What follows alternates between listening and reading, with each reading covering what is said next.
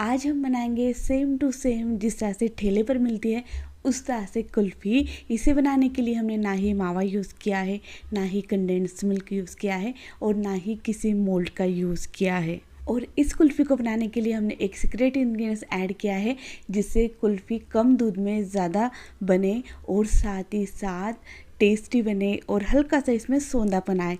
और अगर आपके पास इस तरह से प्लास्टिक के मोल्ड हैं तो आप मोल्ड में भी कुल्फ़ी बना सकते हैं। ये कुल्फ़ी बनाने का थोड़ा सा अलग तरीका है। तो इस तरह की कुल्फ़ी जब बनाते हैं तब इसमें मोल्ड में जो स्टिक रहती है वो निकल कर आती है, बराबर से कुल्फ़ी में नहीं जमती है। तो किस तरह से हमें बनाना है वो भी हम बताएंगे।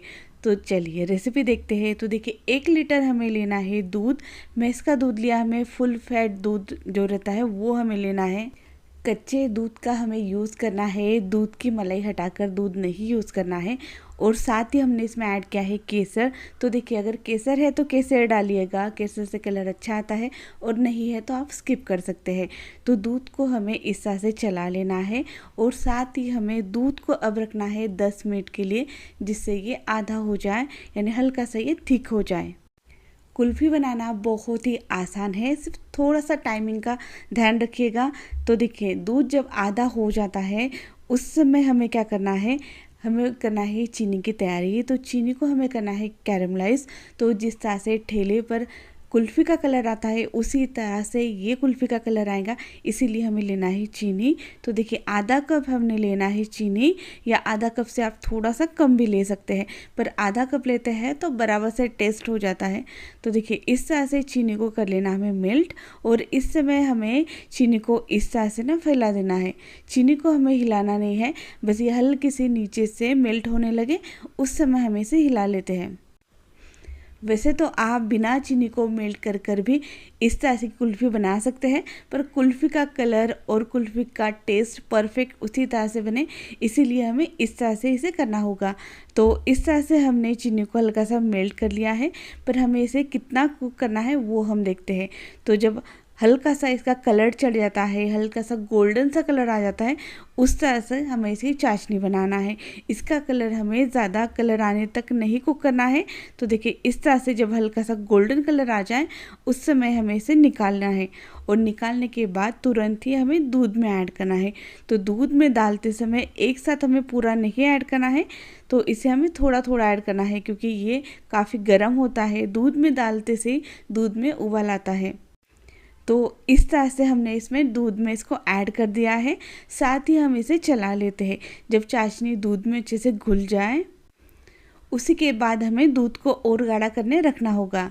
तो पहले हमने 10 मिनट के लिए दूध को गाढ़ा कर लिया था, और हम 10 मिनट के लिए छोड़ देते हैं जिससे ये दूध और आधा हो जाए। तो कुल्फ़ी वाले भैया जिस तरह से कुल्फ़ी बनाते हैं तो ये क्या करते हैं, हल्का सा दूध को ना गाढ़ा कर लेते हैं, जिससे कुल्फ़ी में वो फ्लेवर आ जाए। और कुल्फ़ी में टेक्सचर आने के लिए या कम दूध में ज़्यादा कुल्फ़ी बनाने के लिए वो ऐड करते हैं इसमें कस्टर्ड पाउडर। तो कस्टर्ड पाउडर है तो डालिएगा, नहीं है तो हम 3 पार्ले जी के बिस्किट ले सकते हैं। पार्ले जी के बिस्किट को भी इसी तरह से हमें दूध में डालकर इसे अच्छे से मिक्स करना है। तो मेरे पास कस्टर्ड पाउडर था, इसीलिए मैंने 2 बड़े चम्मच कस्टर्ड पाउडर लिया है। तो इसे हम अच्छे से मिक्स कर लेते हैं। और अगर आपके पास कस्टर्ड पाउडर नहीं है या पार्ले जी के बिस्किट नहीं है तो आप इसमें कॉर्नफ्लावर डाल सकते हैं। कॉर्नफ्लावर आपको 2 बड़े चम्मच लेना है, और इस तरह से दूध में मिक्स कर कर हमें ऐड करना है। तो आधा कप दूध में हमें अच्छे से इसे मिक्स करना है, और साथ ही हमारा दूध और आधा बॉईल होकर रेडी हो चुका है। तो इस समय आप देख सकते हो दूध इस तरह से हो चुका था। तो अब हमने इसमें ऐड किया है कस्टर्ड पाउडर, और इसे डालने के बाद हमें एक जैसे इसे हिलाना है। तो कस्टर्ड पाउडर डालने के बाद दूध को हमें ज़्यादा देर तक कुक नहीं करना है, वरना कस्टर्ड पाउडर नीचे से चिपक सकता है। तो कस्टर्ड पाउडर डालने से पहले ही हमें दूध को बस गाढ़ा कर लेना है, और इसे कस्टर्ड पाउडर डालने के बाद एक बॉईल लेकर आ जाना है, जिससे कस्टर्ड पाउडर अच्छे से कुक हो जाए। तो इस तरह से हमने कस्टर्ड पाउडर को इसमें मिक्स कर लिया है, और कंसिस्टेंसी आप देख सकते हैं कितनी बढ़िया से हो चुकी है।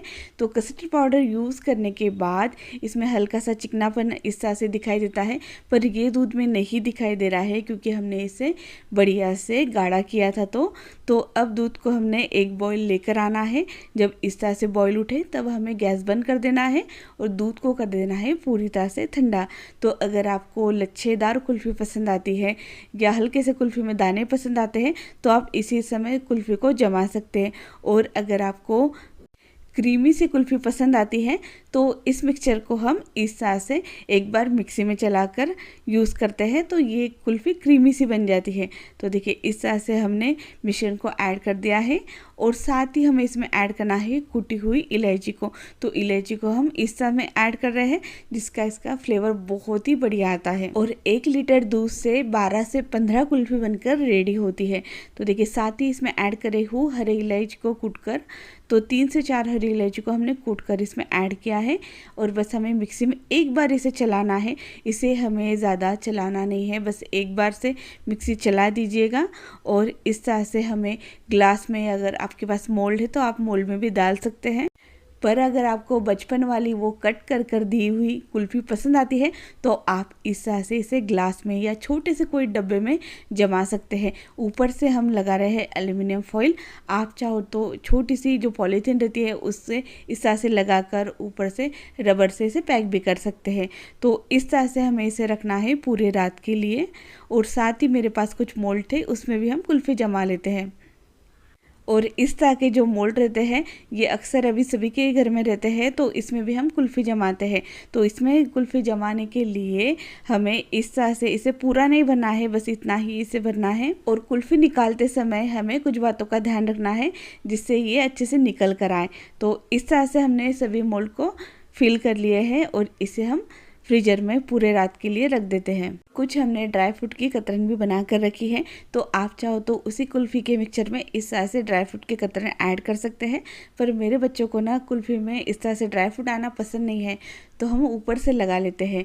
तो इस तरह से कुल्फ़ी जमकर रेडी हो चुकी है। पूरे रात के लिए हमने इस तरह से ग्लास को रख दिया था। तो आप देख सकते हैं कुल्फ़ी कितनी बढ़िया से जम चुकी है, कलर भी कितना अच्छा इसका आया है। तो अब हमें निकालते समय देखिए इस तरह से ना इसमें निशान हम बना लेते हैं। तो इस तरह से हमने कर लिया है, साथ ही हमने स्टिक भी इसमें इस तरह से लगा ली है। तो अब हमें क्या करना है, कुल्फ़ी को निकालने के लिए इसे हमें डालना है इस तरह से पानी में। तो पानी में इस तरह से बस हमें रखना है और तुरंत ही निकाल लेना है। हाथों से इस तरह से हम कर लेते हैं तो ये तुरंत ही निकल कर आती है। तो आप देख सकते हो कुल्फ़ी कितनी बढ़िया से निकल कर आई है। जिस तरह से ठेले पर कुल्फ़ी मिलती है उसी तरह से कुल्फ़ी बनकर रेडी हो चुकी है और साथ ही सेम टू सेम उसी तरह से कुल्फ़ी का कलर आया है। तो कुल्फ़ी को हम कट कर लेते हैं। ये कुल्फ़ी का टेस्ट बहुत ही मज़ेदार आता है, सॉफ्ट सी और क्रीमी सी बनकर ये रेडी होती है। तो आप देख सकते हैं कुल्फ़ी कितनी बढ़िया से जम चुकी है और इस तरह से हम इसे सर्व कर लेते हैं। और चाहो तो आप इस पर इस तरह से ड्राई फ्रूट की कतरन भी डाल सकते हैं जिससे ये देखने में और भी अच्छी लगती है। और साथ ही हम जो हमने और भी मोल्ड में कुल्फ़ी को सेट किया है वो भी हम देख लेते हैं। आप इसी तरह से अलग अलग शेप पे भी कुल्फ़ी बनाकर रेडी कर सकते हैं। तो इस तरह से कुल्फ़ी वाला शेप जो रहता है वो भी हमने बना लिया है। तो कुल्फ़ी को हमने इसे भी निकाल लिया है, ये भी बढ़िया से लग रही है। और साथ ही जो प्लास्टिक वाले मोल्ड रहते हैं ना उसे हमें निकालते समय इस तरह से ना घुमा कर निकालना होगा। अगर आप इस तरह से घुमा कर निकालते हैं तो कुल्फ़ी बराबर से निकल कर आती है, और अगर आप इसे इसी तरह से खींच लेते हैं तो कुल्फ़ी बराबर से नहीं निकल कर आती है, स्टिक निकल जाती है सिर्फ। और अगर आपको मेरी ये रेसिपी पसंद आई है तो वीडियो को लाइक ज़रूर कीजिएगा। मिलते हैं नई रेसिपी के साथ। थैंक